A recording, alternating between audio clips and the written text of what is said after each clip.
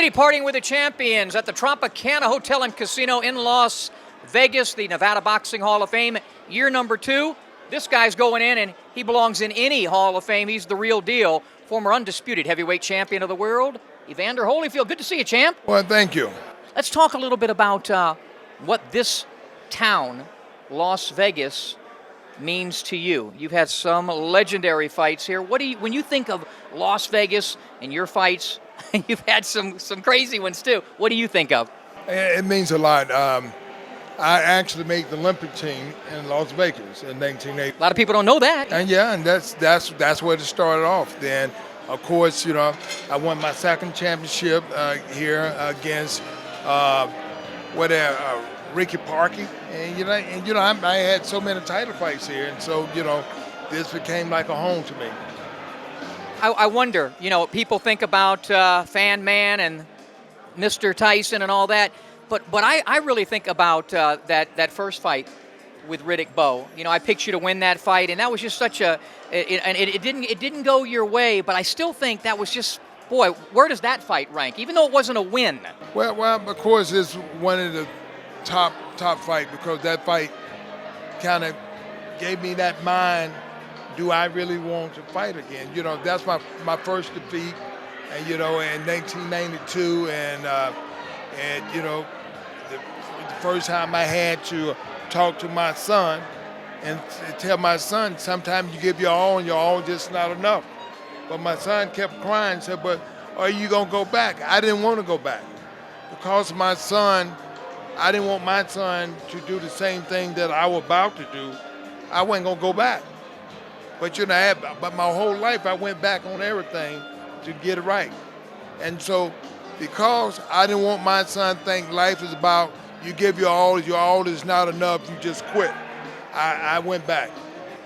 Muhammad Ali told me when I was just a kid, because I was with him right up until he fought Frazier the first time, March 8th, 1971. He told me after that fight he learned so much more from that loss than he did any of the wins prior. Does a fighter, you feel, in some cases learn more from a loss?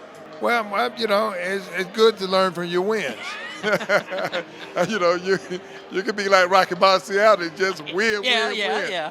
Be like Mayweather. Marciano didn't fight Holyfield and Bowe and everybody else. But the thing is that they did. But the fact is that you can learn from your wins, and but in the point of not winning that fight, I was able to go back and see that I didn't do what my coaches were telling me to do. My coach told me to move.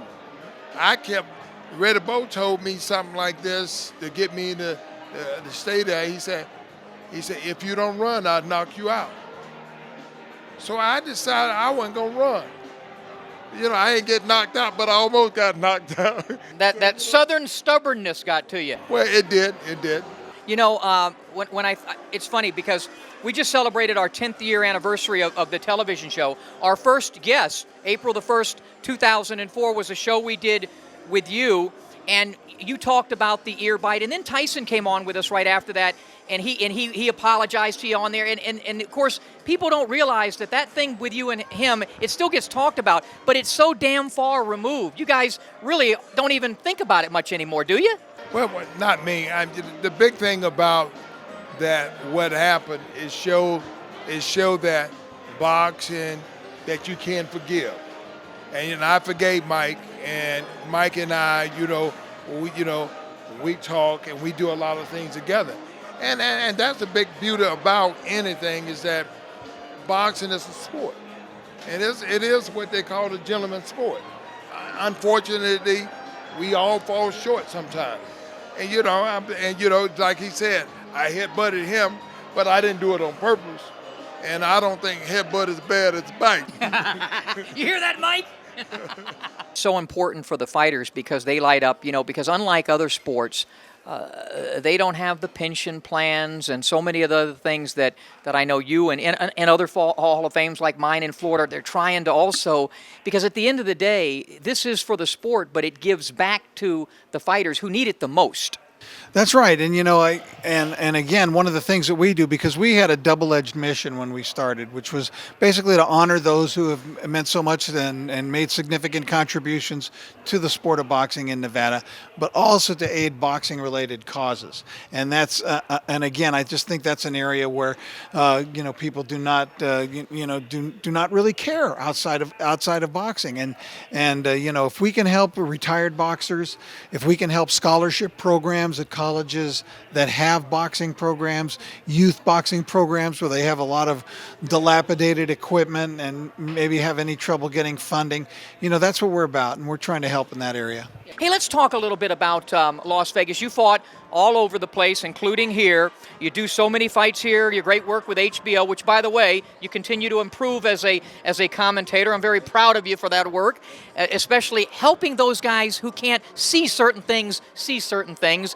But and talk about doing fights, fighting Las Vegas as the mecca of boxing. Las Vegas is almost like built for boxing. Las Vegas has everything from the betting to the workers to the women for the round court girls to it just has everything. The casinos seem like their foundation was based upon boxing and gambling. You feel me? It's like the boxing and gambling went together because you gamble on the boxing. You understand me? So it's like it just seemed like they were made for each other, which makes Las Vegas have to be almost the mecca for boxing. What are the future plans for Roy Jones Jr.? You're doing the commentary. You're still kind of fighting. You'll be joining me in the Florida Boxing Hall of Fame if you ever retire. Are you ever going to retire? If I ever retire, I don't know the answer yet. I'm not God. I can't predict the future. But if I ever do, I would hope to be joining you in the Florida Hall. Well, you'll be in more than just the Florida Boxing Hall of Fame. But what are your goals for your future? My goals are just to stay active, have a good time in boxing, enjoy it, entertain the crowd as I always seem to find a way to do. Possibly win a WBC cruiserweight title, and then maybe call it a day. Well, other than working for HBO, do you see yourself? You've been doing some pretty damn good work as a trainer. How about some more of that? Yeah, I'm gonna do a little bit more of that too. I enjoy the training, but I only want guys that I think are capable of adapting to what I want to teach you. If I don't think you're capable of adjusting to what I want to teach you, or if I don't think my style of fighting fits you, I won't accept you as a student. So now you've been in the ring with me. Will you accept me? No way. The great Roy Jones Jr., thanks for joining us. Thank you, brother. Some of the guys I mingled around with, they all said the same thing. They said, thank God Rich is doing, it's about time, because again, and I know you weren't at the fight, but you were at the weigh-in of the solar plexus punch when, of course, Bob Fitzsimmons and James J. Corbett in 1897. I think that was in Carson City. But this place has such a great history. But the camaraderie, you could just feel it in the room, couldn't you? Yeah, it's amazing. I love seeing like Shane Mosley and Floyd hugging, and Zab Judah and Floyd, hugging and having a good time together, and all these former rivals, and it's just a different atmosphere. And plus, really, I just think that nobody outside of boxing really does things for boxing. And so I think if the boxing community itself comes together and does things for the sport, it's a very positive thing. These two guys know a little bit about each other. Paulie Ayala, Bones Adams. They met a couple of times, I believe, at Mandalay Bay, where you won your title against Garza. You had a plethora of great fights here. Let's talk a little bit about, we'll start with Bones. What does Las Vegas, Nevada boxing mean to you? It means everything to me. That's why I moved here in 1999. That's why I moved here in 1999, because I love boxing. It's the mecca, and it's kind of veering away with all the casinos in other states. But I hope it's going to come back, come back soon, hopefully. Same question to you, Paulie. What does it mean to you when you think about fighting in Las Vegas? Well, you know what? Every time I come here, you always run into a world champion. This is where the champions are. You got boxers and fighters everywhere, but if you want to be where the champions are, this is where you come. What do you remember about your couple of encounters with this young man here? He's pretty slick. He's a very slick guy. He's a Don't great, blush now. You guys weren't blushing those times, Yeah. He's a great guy, man. You know what? I always enjoy running into Bones. I seen him the other day at the gym. It's always a pleasure, man. We got history together. that nobody could ever take away. Yeah, I only know one white guy who boxes as good as him. I was a better actual mover inside. But let's talk about your championship. I remember the night you won the title here. Talk about that fight with Garza. Like I said, I was an 8-1 underdog. And I woke up that morning and I felt so good. I was like, no aches, no pains. You know how being a fighter, you feel sore. So I didn't feel nothing. I started calling everybody, said, bet the farm, bet the, I don't care, I'm winning this fight. And I had $980 to my name. I gave it to my friend, go bet on me. And I came out a winner. Remember the after party? We partied. That was the long. You guys were drunk. I was in the hospital with a broken hand until like 4 in the morning. You guys are already done by the time I was there. Talk about, Paulie, the special camaraderie between the fighters. I call fighters at a level like you guys were the most common and uncommon of all athletes. There's something special about it. When the gloves are hung up, when all is said and done, there's something special between you guys. I don't think that other athletes hitting one another on a football field, tackling somebody or whatever, it's not like this sport. Talk about that camaraderie. Man, it's a sport where you put everything, you put your heart and your soul, your passion, you put everything in it, man. So I mean, when you fight against another man, another champion, I mean, and y'all have to endure something like that. I mean, it's memories that you share, and the respect that you get that you wouldn't get from any other sport, like something like this, when you lay down everything on the line like that. Same question to you. Well, same thing. Like I said, listen. The best thing is that when the gloves are on, like you said, the gloves on, just war, toe-to-toe, one-on-one. A football field, you got, how many people on the field at one time? 20 or something? It's hard, but it's a one-on-one sport, combat. I mean, we're real men. We try one-on-one. There's no excuse. No timeouts, no except time that out. 1 minute, less than a minute. You can't tag the guy to come in for you. And that's the reason why we have much respect for each other, because it's each individual person fighting each individual person. Fleshing Flash, Kevin Kelly, talk about, I see you talking to Bones Adams and Paulie Ayala and Holyfield's over there and Floyd Mayweather and Roy Jones Jr. Explain to the boxing fans what it's like, the camaraderie between great fighters. We all contribute to the game. When you got fighters that all contribute to the game together, it's like a family reunion. And what happens is every fighter brings something to the game special. By us being together, we're kind of bonding. We don't see each other a long time. We get a chance to mend the wounds. We ain't been together for a while. I'm happy to see Bones. I'm happy to see Ayala. I'm happy to see Roy Jones. I'm happy to see Floyd, because we're a family. We're a boxing family. And it's amazing how small, even though boxing is such a global sport, an international sport, how small of a world it is with all of us. You go anywhere in the world, if you're around, if there's a fight group, they're going to know Kevin Kelly, they're going to know Roy Jones. I mean, it's a very small world, this boxing community, isn't it? It's a tight-knit family. But what's weird about it is we don't see each other often. Yeah. But when we do see each other, it's like a reunion. Us being in this room today shows the love that we have for each other and that we appreciate one another. That's the most important thing. You've been around a lot of other athletes, so have I. There's a difference between fighters, though, and other athletes. I call boxers the most common, yet uncommon of all athletes. There's something a little different about fighters. I think the aspect of fighters that we're gladiators. We know what we can do. So we're more milder, kinder, gentle. We don't have nothing to prove. We proved it already. You're on the ballot to be in this Hall of Fame. You're a resident here. You will be in this Nevada Boxing Hall of Fame someday real soon. I hope I am too. But you're already a Hall of Famer. Tell us about you're just inducted into New York. Talk about that. It was beautiful. What got me back to boxing and winning titles was actually the Hall of Fame upstate New York, Canastota. When I saw that, I said, I got work to do. At the time, I was about to fight Smoke Gainer. So when I seen that, I realized, Kevin, one day you should be here. Are you a walking Hall of Famer, or have you done enough? I always had that question mark. People told me I was, but I didn't believe it. So once I got inducted, I know now I am. And it's a matter of time before I get in Vegas Canastota, Florida, and I just feel appreciated by the people that I left my mark, and I go from champion to immortal, and that's my job. Speaking of champions, speaking of Nevada, pound for pound best, Floyd Money Mayweather. How you doing, champ? How you doing, Smitty? Great to see you. It's good being here. And it's important for you to be here. This is the Nevada Boxing Hall of Fame. This is their fundraiser. This is their second year, and who knows more about boxing in Nevada than you? Nevada, the commission, the referees, the judges, everybody has done a tremendous job, in the sport of boxing, and helping out with the sport of boxing and keeping our, the main thing, the most thing that's important, that's very, very important is safety, for the fighters. And Nevada Commission, the best commission in the world. What else can I say?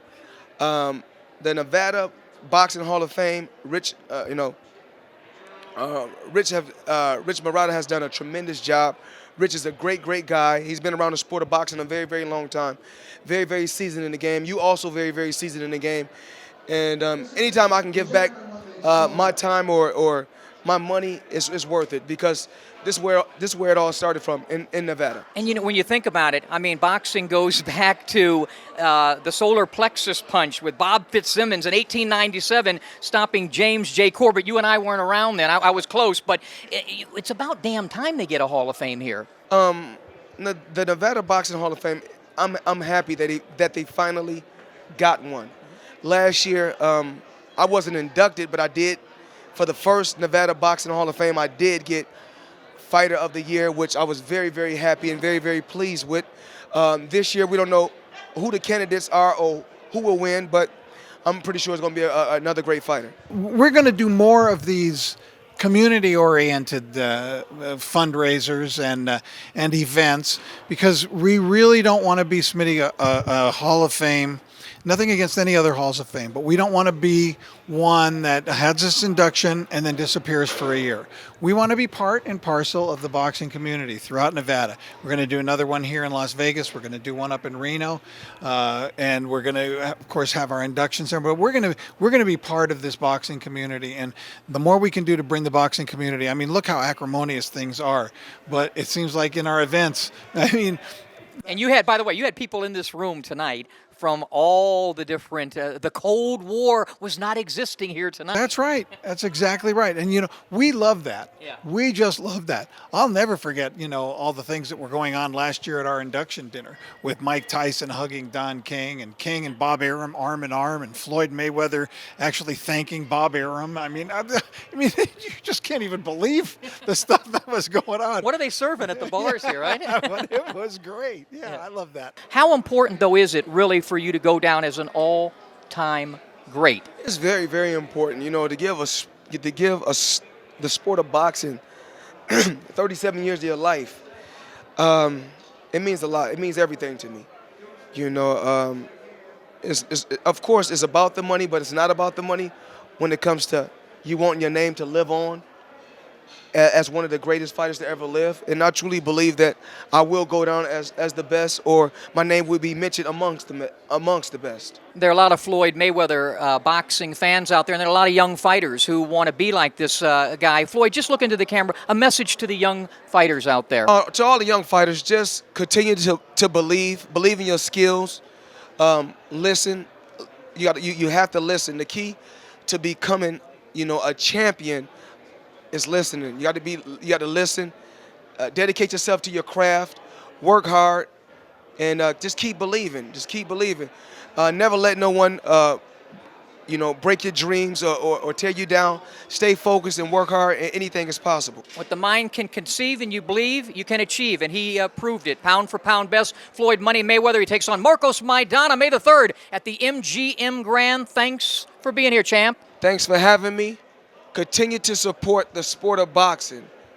Nevada Boxing Hall of Fame, signing off saying peace. Your man Floyd Money Mayweather. Hard work. Dedication. Finally, to people who want to maybe have information about the hall or get in touch with you, suggestions, donations, anything, look into the camera and tell them how they can get a hold of you. Well, our website has all of that. I mean, and we do appreciate your donations because we have to keep it going. And we are a charitable 501c3 organization, nonprofit completely. Nobody makes a penny from this. And but if you go to our website at NVBHOF.com for Nevada Boxing Hall of Fame.com, you're going to find all the information that you need to know.